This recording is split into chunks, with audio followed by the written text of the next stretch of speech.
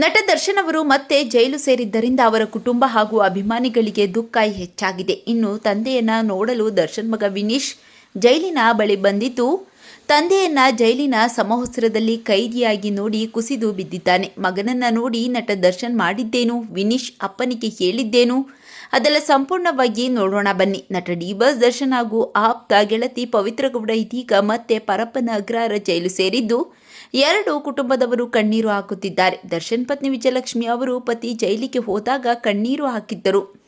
ಆದರೆ ಮೊನ್ನೆ ದರ್ಶನ್ ಅವರನ್ನ ಭೇಟಿ ಮಾಡಿಕೊಂಡು ಬಂದಾಗ ಅವರಿಗೆ ದರ್ಶನ್ ಧೈರ್ಯ ತುಂಬಿ ಕಳುಹಿಸಿದ್ದಾರೆ. ಕಷ್ಟದ ಸಮಯದಲ್ಲಿ ಜೊತೆಗಿರುವ ಅಭಿಮಾನಿಗಳಿಗೆ ದಾಸ ಧನ್ಯವಾದ ತಿಳಿಸಿದ್ದಾರೆ. ಇನ್ನು ಡೆವಿಲ್ ಸಿನಿಮಾದ ಪ್ರಚಾರವನ್ನು ಪತ್ನಿಗೆ ವಹಿಸಿದ್ದಾರೆ.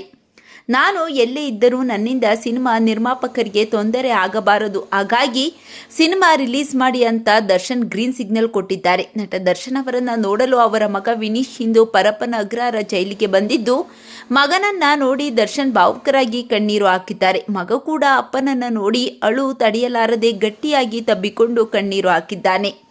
ಅಪ್ಪ, ನೀವು ಯಾವಾಗ ಬರ್ತೀರಾ, ನನಗೆ ನೀವು ಇಲ್ಲದೆ ಇರಲು ಆಗುತ್ತಿಲ್ಲ ಅಂತ ಕಣ್ಣೀರು ಹಾಕಿದ್ದಾನೆ.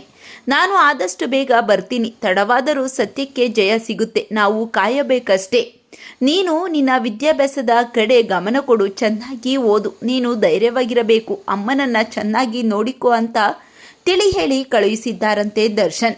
ದರ್ಶನ್ ಅವರ ಬಗ್ಗೆ ನಿಮ್ಮ ಅನಿಸಿಕೆಗಳನ್ನು ಕಾಮೆಂಟ್ ಮಾಡಿ ತಿಳಿಸಿ.